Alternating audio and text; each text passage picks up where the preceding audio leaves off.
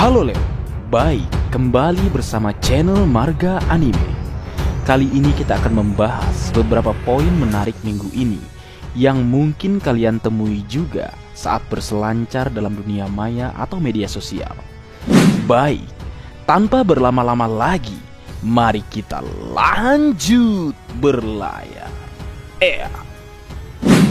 Yang pertama, penampakan volume 102. Yap, di situ akhirnya secara resmi ditampilkan warna api tendangan terkuat Sanji saat mengalahkan Queen Sang Wabah, serta aura haki yang menyelimuti pedang Zoro saat dia berhasil mengaktifkan Housoku haki level atasnya yang ia aplikasikan pada pedang-pedangnya ketika bertarung melawan King the Wildfire. Yap, satu persatu kita bahas. Mulai dari Sanji, digambarkan dalam volume 102. Ternyata apinya perpaduan warna biru muda dan putih dengan pancaran bak petir di sekitarnya. Pantas saja seorang Queen Sang Wabah berhasil Sanji kalahkan ya Leo. Apinya Sanji ternyata telah berevolusi ke tingkat atau level yang berbeda dari api yang biasa Sanji keluarkan. Tak salah kiranya ini disebut sebagai awakening atau kebangkitan dari Sanji yang berhasil mengaktifkan kekuatan terpendam dari gen Germanya yang selama ini tertutup atau dianggap gagal oleh ayahnya. Selain memiliki kemampuan regenerasi, meningkatnya kekerasan tubuh atau yang disebut exoskeleton kini terungkap jika api Sanji telah berevolusi. Dan jika kita membahas tentang api, maka jika kita melihat daftar tabel warna api dan juga melihat penjelasan tentang api di banyak pusat informasi, di mana api biru atau biru bercampur putih berada di deretan teratas dari tingkat kepanasannya dari api-api yang ada. Dengan begitu, maka api Sanji yang telah berevolusi memang sangat layak jika telah mengalahkan salah satu dari komandan terkuat sang raja hewan buas, Hyakuzu no Kaido. Kemudian berlanjut ke pembahasan tentang Roronoa Zoro di cover yang sama atau cover volume 102. Diungkapkan juga jika warna aura yang menyelimuti pedang Zoro itu berwarna hijau muda, sangat khas dan identik dengan kematian atau dunia kematian atau neraka yang biasa digambarkan. Sangat cocok kan Leo dengan gelar yang coba Roronoa Zoro sematkan pada dirinya sendiri jika dia adalah sang raja neraka atau the king of hell, dengan kemampuan yang berhasil ia bangkitkan atau Housoku haki level atas yang diaplikasikan untuk menyelimuti pedang-pedangnya mulai dari Wado Ichimonji, Sandai Kitetsu, dan juga Enma. Roronoa Zoro berhasil mengalahkan King the Wildfire, satu dari 3 komandan terkuat Yonko Kaido, dan mensejajarkan namanya dalam deretan orang-orang yang memiliki Housoku haki, mulai dari Akagami no Sans, Silver Rayleigh, Monkey D. Luffy, Boa Hancock, Don Quixote do Flamingo, Don Chinjao, Big Mom, Charlotte Katakuri, Eustace Captain Kidd, Sengoku, Hyakuzu no Kaido, Yamato, Shirohige, Portgas DS, Kozuki Oden, dan terakhir Goldie Roger. Yang bertanya, Douglas Bullet atau Naguri kok nggak ada disebut? Hello, mereka dari non-canon ya Leo. Jadi kembali ke pembahasan. Setelah melihat cover volume 102, kedua kru Luffy yaitu Roronoa Zoro dan Kurowashi no Sanji yang dikatakan sebagai sayap sang raja bajak laut memang benar-benar berada di tingkatan berbeda soal kekuatan dengan sebelumnya. Tidak tanggung-tanggung, 2 komandan terkuat dari sang monster, sang raja hewan buas, Hyakuzu no Kaido, berhasil mereka kalahkan. Meskipun saat ini keduanya bisa kita katakan tumbang atau turun karena luka-luka serta kelelahan dan kehabisan tenaga, namun jika mereka berdua bangkit dan mengetahui situasi yang terjadi saat ini, di mana Kaido sedang mengamuk usai sang kapten tercinta dikalahkan, kemungkinan keduanya untuk combo atau berduet dan melibatkan dirinya dalam pertarungan melawan Hyakuzu no Kaido sangatlah besar. Sambil menunggu dan mengulur waktu bagi kapten mereka dengan Drum of Liberation-nya untuk bangkit dan bertarung bersama. Siapa yang kangen melihat trio monster yang memang akan selalu mereka bertiga, meskipun dengan hadirnya seorang Jinbe dalam kru, atau kemungkinan setelah nanti Yamato bergabung. Menarik kan Leo?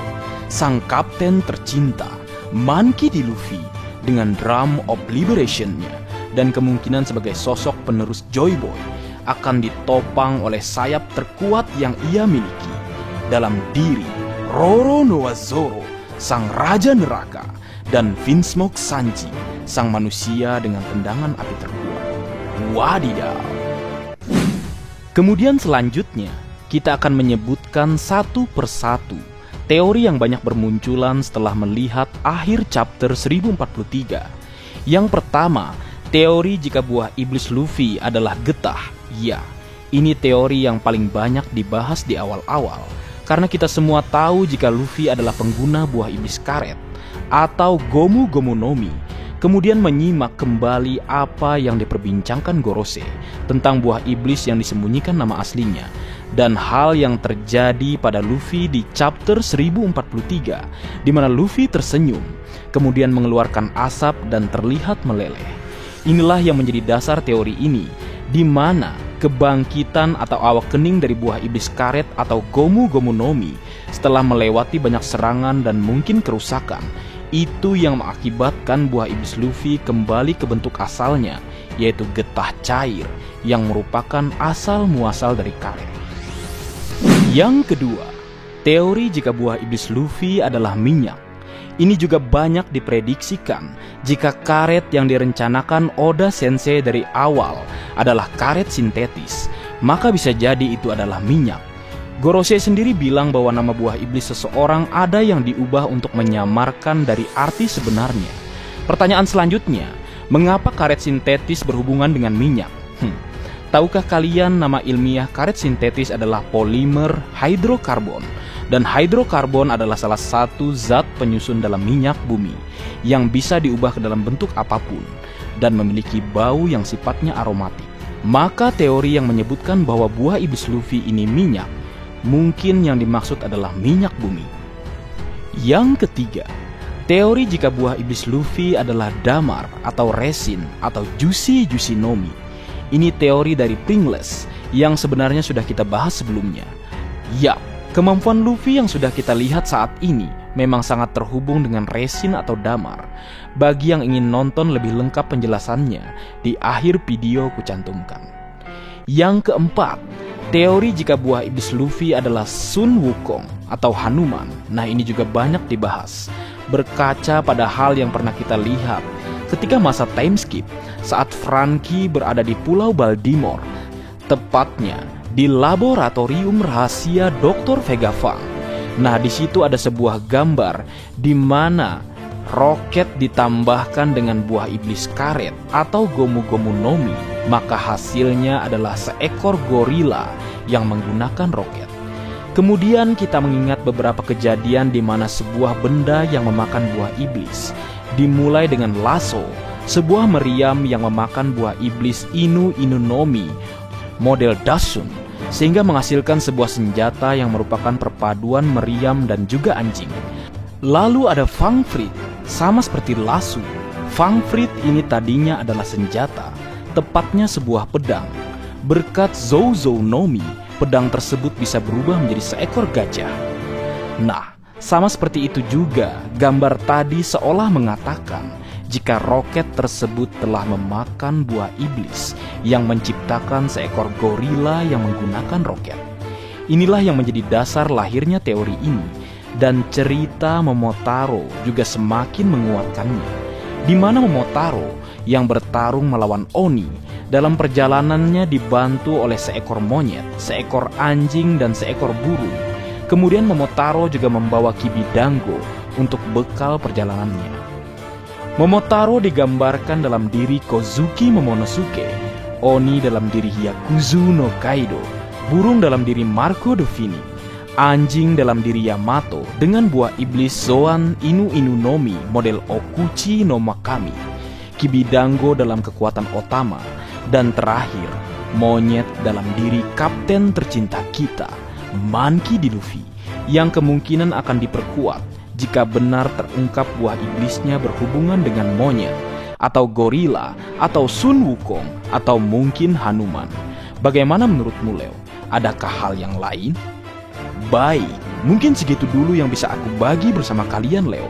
Semoga kalian terhibur dengan apa yang aku buat dalam kesempatan kali ini. Terakhir, jika ada kesalahan dalam pengucapan atau hal yang menurut kalian kurang pas atau kurang tepat, Marga Anime memohon maaf yang sebesar-besarnya. Sekian.